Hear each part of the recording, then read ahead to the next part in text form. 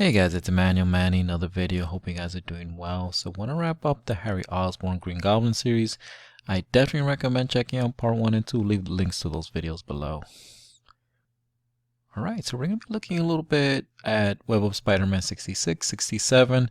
So we're going to see that Harry remains with the Green Goblin costume. So in Amazing Spider-Man 312, he's supposed to burn the Green Goblin costume, right? Harry told his wife Liz. He did not. So in this Web of Spider-Man, this two-story arc, we see that Harry wants to be the Green Goblin. He likes the rush of being a superhero, right? In Amazing Spider-Man 312, he helped Spider-Man stop the Hobgoblin, so he likes that feeling of being in the costume, being heroic, and he wants to be an ally to Spider-Man. We're also going to see that Harry's in a deeply delusional state. So we saw in part 2 that Harry kind of recognized his father for the monster that he was, and he only took on the Green Goblin mantle, to basically defend his family, not to like carry his father's legacy, right? The Hobgoblin and other characters have tried that. So he sees the Green Goblin as a way to kind of vindicate his father, very deeply delusional. Right? He wants to restore honor to his father's name as the Green Goblin. Green Goblin at this point is still known as a villain. So at the end, Peter Parker, aka Spider-Man, is able to convince Harry, like, hey, you need to stop this. Costume identity is not what you think it is. And then he shows him a picture of his wife Liz and his son Normie. So, Harry abandons that idea. But we're going to see at the end, Harry calls Spider-Man Peter, which is a sign, right, that his repressed memories are returning. So we're going to jump to Spectacular Spider-Man. So the Mateus Buscema run, 178 to 200, especially 178 to 183, 189 to 200. Harry's the subplot and the other issues, but these are the main issues where he appears. His characters develop the most. We're going to see Norman Osborn's shadow, mostly in Harry's mind, but his shadow loom over Harry. Deeper exploration of Harry's childhood trauma. His repressed memories are going to return. And then we're going to see Harry's trauma is going to hurt his family. And then he's going to really push Spider-Man. Spider-Man, aka Peter Parker, is his best friend. Right? It's a very creates conflict for Spider-Man as well. Green Goblin, this monster that killed, his first true love, Gwen Stacy, but then his best friend, Harry. So we're going to see in Spectacular Spider-Man 178, Harry's with his son spending some quality time, and Harry tells his son, me and my father used to do this too. We used to be best buddies, real buddies, he says. Right, that's not true. Right, Norman Osborn was an emotionally abusive and neglectful father. So kind of the gaslighting, right? That Norman Osborn used to gaslight Harry, telling him that he was a good father. And, Harry kind of internalizing this. And we see, in this is in Harry's mind, Norman Osborn appears and tells him, look, Harry, I don't want him to be a weakling like you. He needs to listen to you. Make him listen, Harry. You're talking to him. Normie's involved in the cartoon, and then Harry gets kind of aggressive with Normie. Normie says, like, well, what's wrong? What did I do wrong? And then you can see Harry consoling his son, right? So you can see his father's trying to push him over the edge to become the Green Goblin again. We're going to see the struggle continue on in later issues of Spectacular Spider-Man. We're going to see that Harry's conflicted.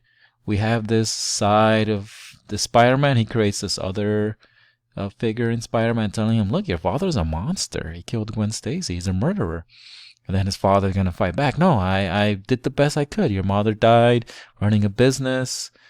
I broke my back for you. You went to school. You went to these good schools. Look at where you're at. It's because of me. So we're going to see Harry kind of having this back and forth. We're going to see his father's going to win out. And then this Peter Parker, Spider-Man, part of his mind is going to tell him, you really are a whiner. It's already twisting this part of himself to agree with his father. So what happens? Harry's eventually going to become the Green Goblin again after this.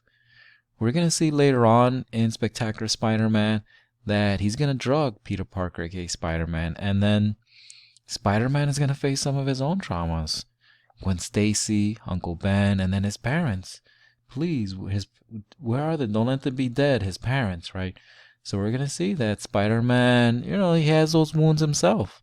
And Harry kind of like opens up those wounds and, And Spider-Man can be kind of a little bit unhinged at this point. You can kind of see it in these panels.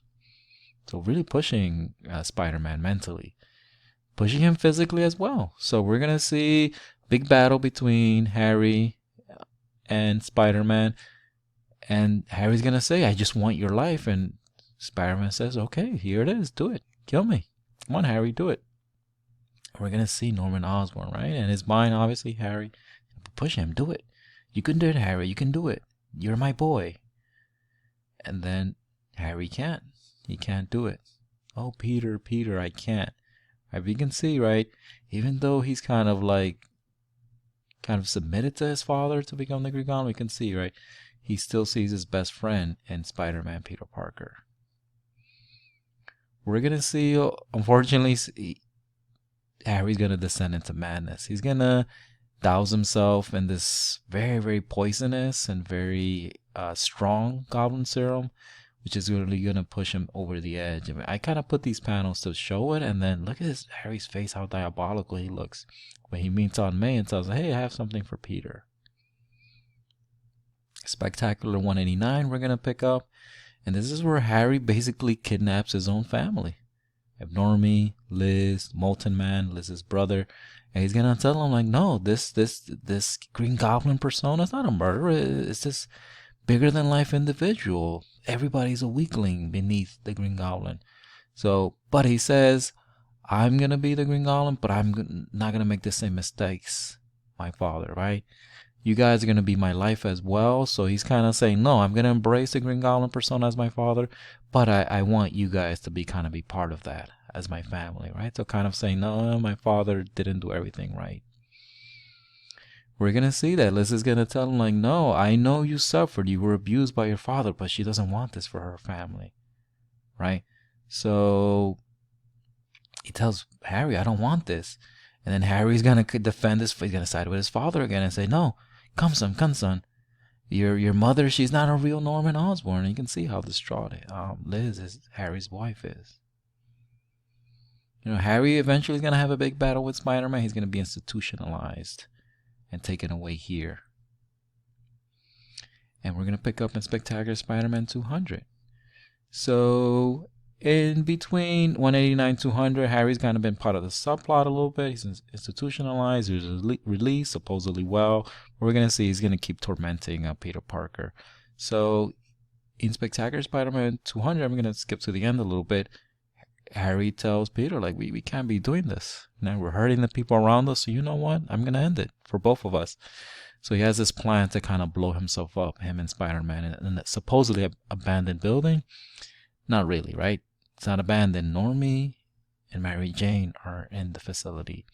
So Harry's plan is like, oh no, you can see it, right? So he saves Normie, he saves Mary Jane, and look who he saves. He saves Spider-Man as well. And then we have them, right? And then later on, Spider-Man says, "Why, Harry? Why do you come back for me? What else could I do?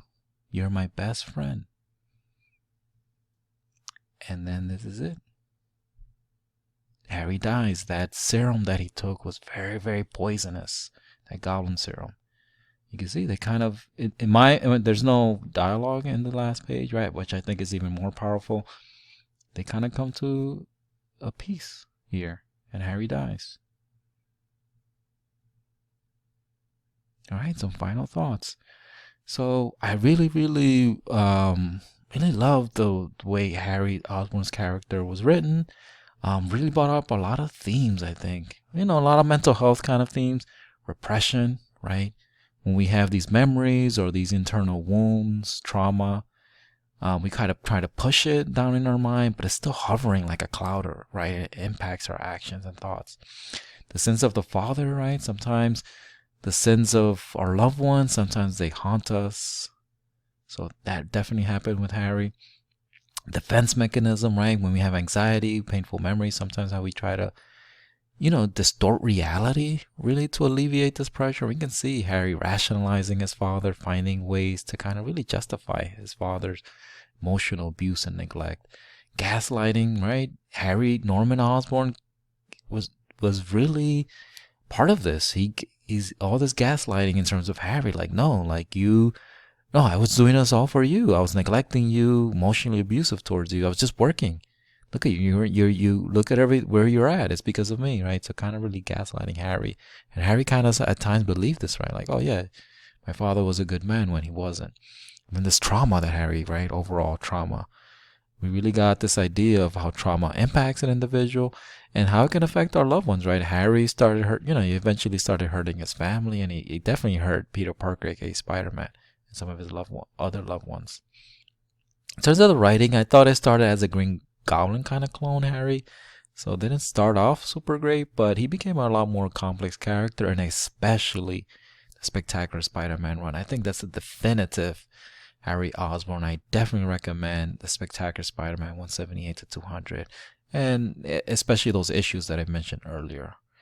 The art just exceptional, and this not just goes for Spectacular Spider-Man, just the overall from the beginning. I really love the art. Web of Spider-Man, Amazing Spider-Man, Spectacular Spider-Man. I thought it was just exceptional. Sal Buscema's art really stood out. I mean, look at this diabolical Harry Osborn that he draws. And not only that, he just draws Harry at his most.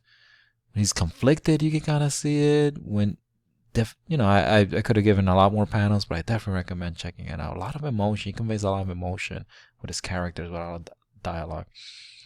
Harry was revived, of course, right? We know comic books, Spider-Man comics, the rule, right? Only Uncle Ben stays dead. So Harry was revived. Not a big fan of that. Thought it played uneven. So that's one of the reasons I did not cover that. I think, Harry Osborn, to me, died in Spectacular Spider-Man 200. But, I mean, if your mileage might be different, you definitely check those out if you want to, get more on Harry after he passed away. All right, so let me know if you have any questions, anything I miss, any comments, and all that good stuff. Like, comment, subscribe. Let's have a conversation below. I want to thank you for joining me on this journey. 3 videos, those who followed all 3.